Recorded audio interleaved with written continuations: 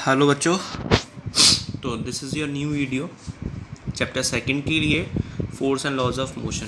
तो पहले हम बात करेंगे फोर्स की।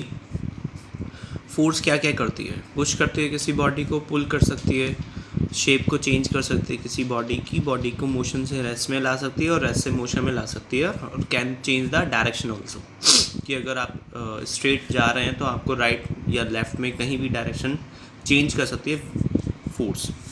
आगे आते हैं, बैलेंस फोर्स क्या होती है। फोर्स दो टाइप की हमने यहाँ पे बताई है, बैलेंस फोर्स और अनबैलेंस फोर्स। तो बैलेंस फोर्स क्या होती है? If the resultant of all the forces acting on a body is zero, the forces are called the balance force.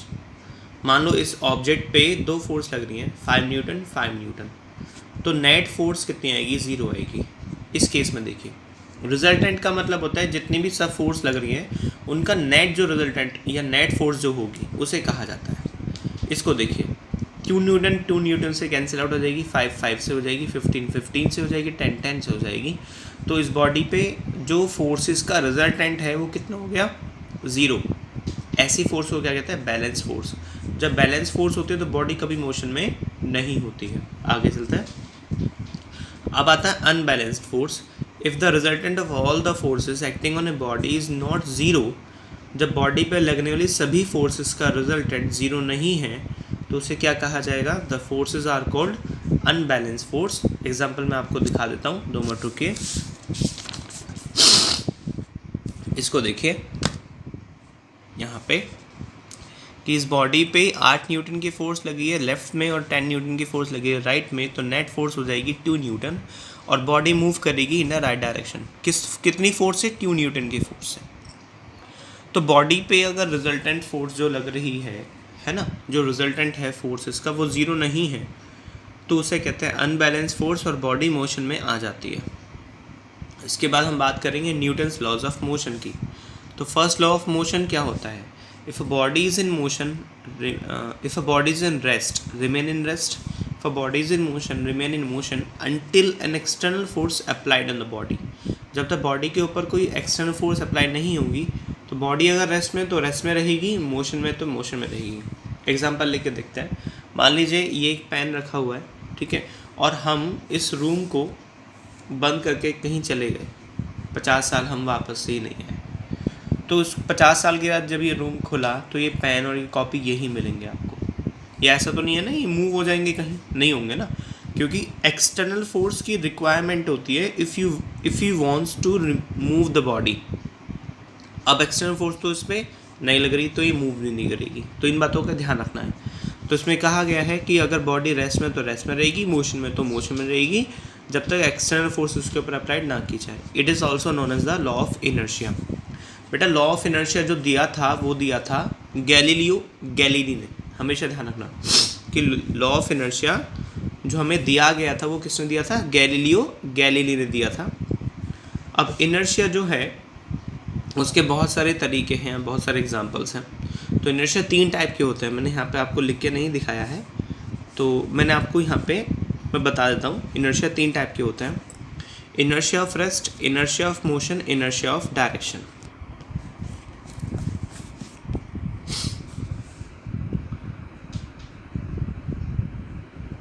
Inertia of rest,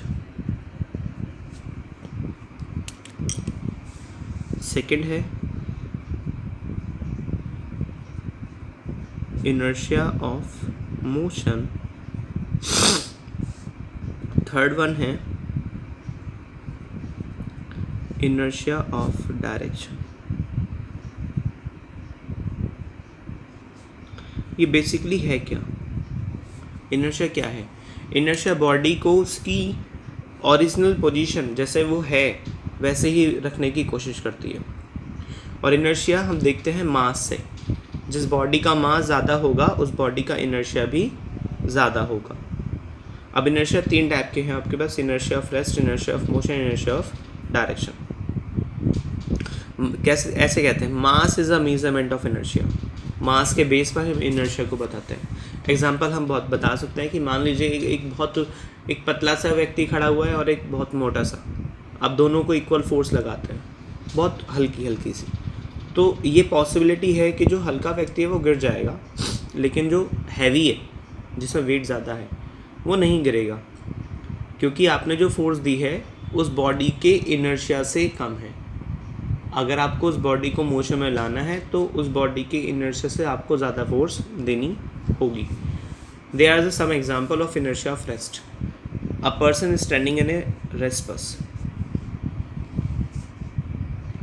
रुकी हुई बस में कोई व्यक्ति खड़ा हुआ है और जैसे ही अचानक बस मोशन में आती है तो जो पर्सन है वो कहाँ चला जाता है, वो लीन हो जाता है। लीन मतलब झुक जाता है, कहाँ, बैकवर्ड डायरेक्शन में। ऐसा क्यों होता है, सोच के देखो।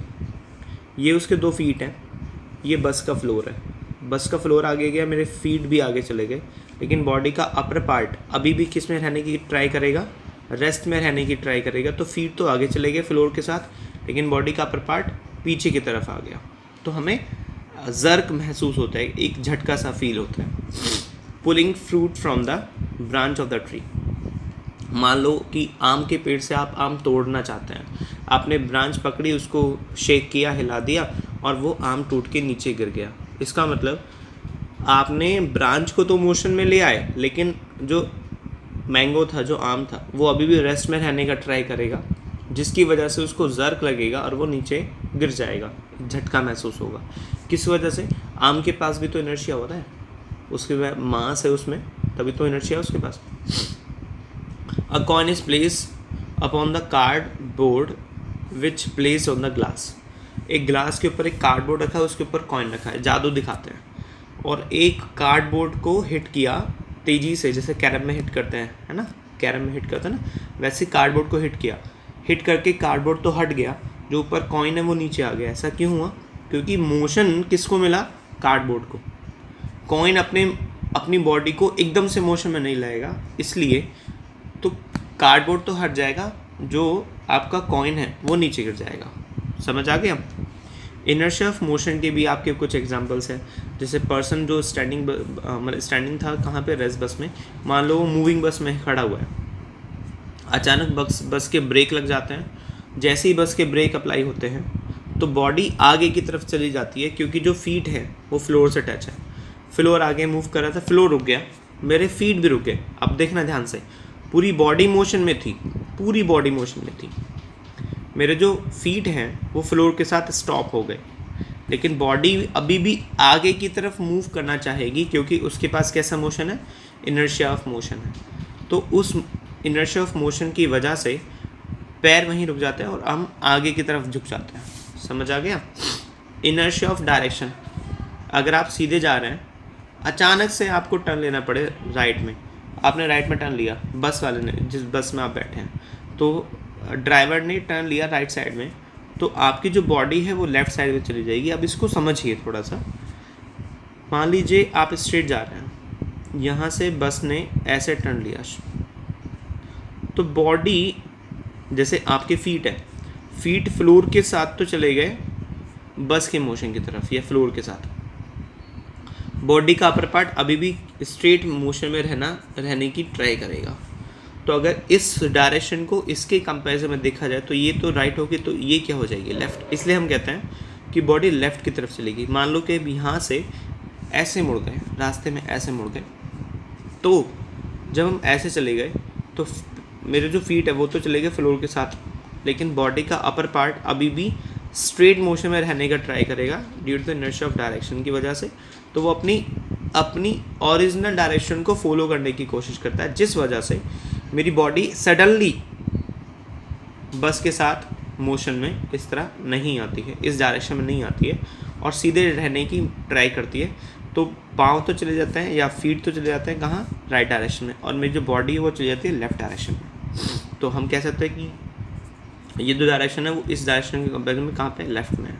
ये राइट में, तो ये लेफ़्ट में है। ये था आपका इनर्शिया। ठीक है, अब आगे चलते हैं। नेक्स्ट आता है मोमेंटम। तो मोमेंटम क्या होता है बेटा, the product of mass and velocity of the body is known as momentum. अगर बॉडी, कोई भी बॉडी अगर मोशन में है तो उसमें मोमेंटम है, और मोशन में नहीं है तो उसमें मोमेंटम नहीं होगा। तो the product of mass and velocity of the body is known as momentum. It is denoted by P. इसे पी से रिप्रेजेंट करते हैं, पी बराबर mv, ये एक वेक्टर क्वांटिटी होती है और इसकी यूनिट होती है किलोग्राम, मास के लिए किलोग्राम, वेलोसिटी के लिए मीटर पर सेकंड, तो यूनिट होगी किलोग्राम मीटर पर सेकंड। एक न्यूमेरिकल देख लेते हैं छोटा सा, आपको सॉल्व करना है अपने आप। What is the momentum of a man of mass 75 kilogram when he walks with the uniform velocity 2 metre per second. आपको वेलोसिटी मालूम है, आपको मास मालूम है, मोमेंटम कैसे फाइंड करते हैं आपको मैंने अभी समझाया था। ठीक है, ये है हमारा फर्स्ट टॉपिक, यहाँ तक हमारा ख़त्म हो जाता है। इसके बाद हमारी एक्सरसाइज स्टार्ट हो जाएंगी। ठीक है बच्चों, चलिए वीडियो अगर अच्छे लगे तो लाइक करें, शेयर करें और चैनल को सब्सक्राइब करें। वीडियो अच्छी ना लगे तो कमेंट करें और बताएं कि क्या फॉल्ट है, कमी क्या है, ताकि नेक्स्ट वीडियो में उस फॉल्ट को या उस कमी को दूर किया जा सके। ठीक है, अच्छे लगे तो भी कमेंट करके बताएं।